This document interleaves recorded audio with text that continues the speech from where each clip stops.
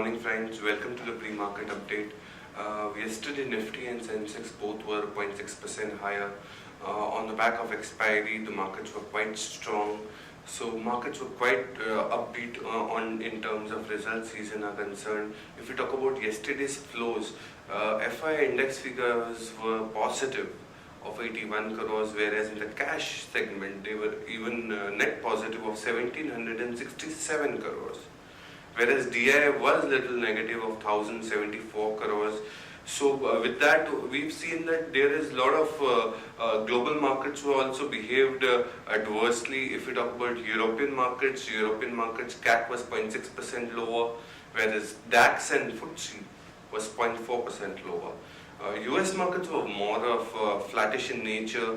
If you talk about Dow or S&P, both were flattish in nature.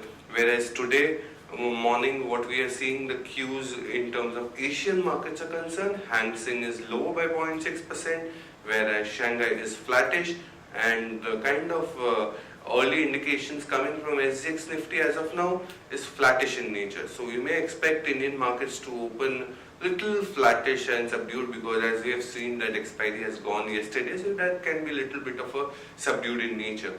Whereas we've seen such a good rally in the Indian equities on the back of strong liquidity flows like Japanese government giving helicopter money of $27 trillion, and strong money infusion is there across the globe, which is taking Indian equities as well as global equities much higher in the higher levels.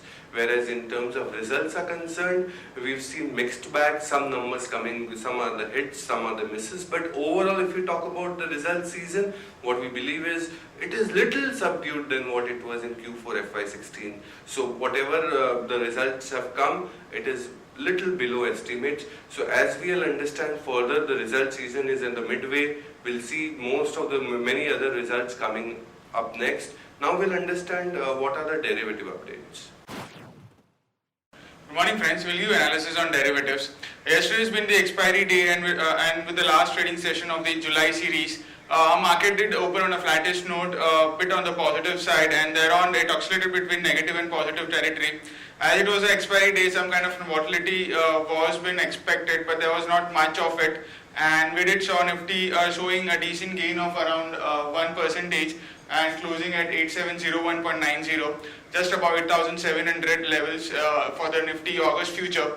And the July expiry did, and the July series did expired anywhere around 8666, which was a decent gain, which we have seen on series 4.5% gain was observed in Nifty, which was a decent, and there was no respite for the bears, as market in the July series was on the one-way upside journey, and there was hardly any downside seen in the market in July series. So we did show a decent gain, mainly led by in the last 1 hour of trading session, where Nifty showed a sharp upside.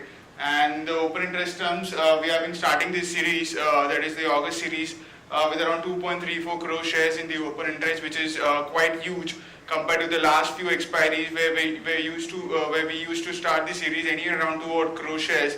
And anywhere about 2 odd crores, that is around 2.34 crore shares, which is very heavy in terms of open interest. Cost of carry, we have been starting the cost of carry with a decent around 30-35 odd points, and the percentage terms around 5.5 odd percentage cost of carry has been seen. While on the put call ratio, we did saw the put call ratio been starting at 0.92 odd levels, which is a bit on the lower side, and volatility index has been hovering around 15 to 16 odd levels in yesterday's trade, with the market going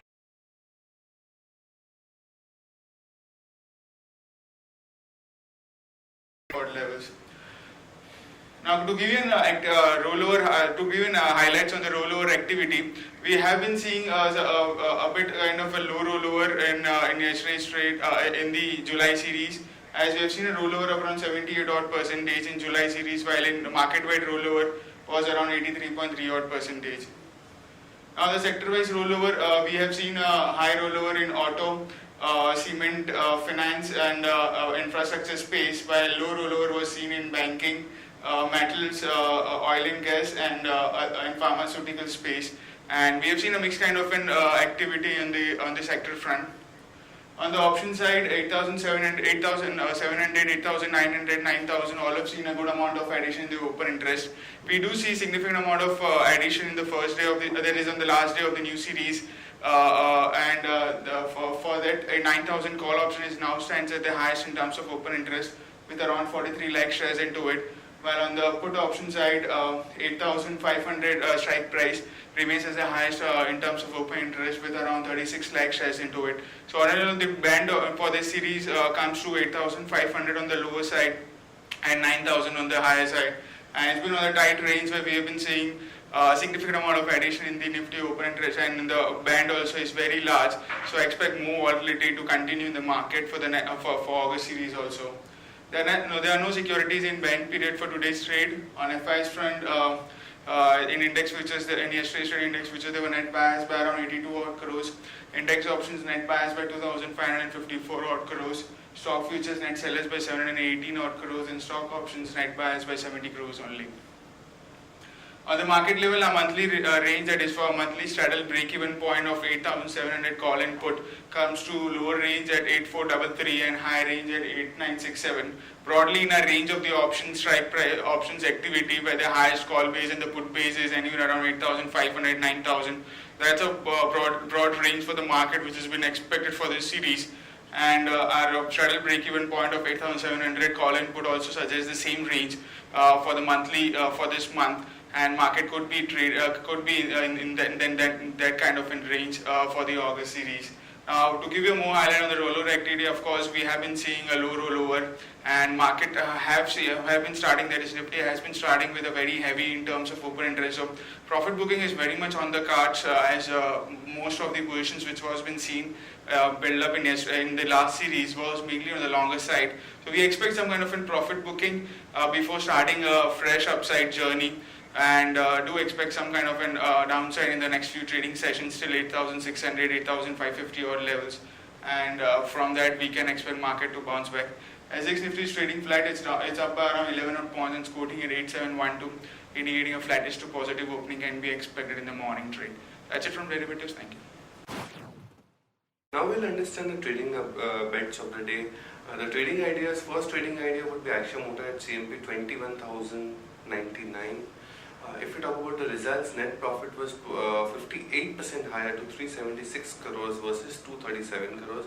EBITDA margins were also higher at 30.8% versus 26.1%. Of course, action to be taken is long Aisha Motor, stop loss 21480, 21550, target 20825. The second idea is Muthoot Finance CMP 319. Again, the net profits were higher by 47.5% at 270 crores versus 183 crores on a YY basis. NI was also up by 29% or at 739 crores. There was a good growth on a YY basis. Whereas if you talk about action, long Muthoot Finance, stop loss 314, target 327, 330. The third idea of the day is Reliance Infrastructure at CMP 573.85. Brookfield emerges front runner to buy Reliance Infra's 8,000 crore road asset. Action to be taken is long Reliance Infra, stop loss at 565, target 585, 590. News updates as of now which are flowing in are JSW Steel. Shareholder approves raising up $2 billion via Forex bonds. Glenmark Pharma receives US FDA nod for potassium chloride tablets. Kesoram plans 600 crore capex for tire cement division. Moil fixes 8th August as record date for share buyback. Cyrus Mistry to meet Tata Group heads today, that is Friday. JP Associate fails on payment of NCDs due April 25th.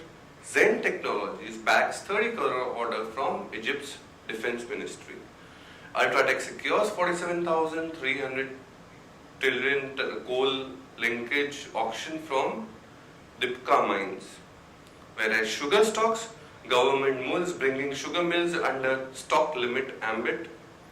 Congress, as sources have been said that GST talks are moving in right direction, a lot of ground has been covered. These are the Congress sources which are talking about. Hexava Q2 numbers were also out. This is our result update, but Hexava Q2 numbers were out, which is 100 crores versus the poll of 105 crores. CAT Q1 numbers were also out. It was 14.5% lower at 104 crores versus 121.8 crores on a YOY basis, that is year on year. L&T Infotech Q1 numbers are also out, PAT at 3.5% higher, 236 crores versus 228 crores on a YOY basis, whereas GSFC net profits at 46.3 crores versus 101 crores on a YOY basis.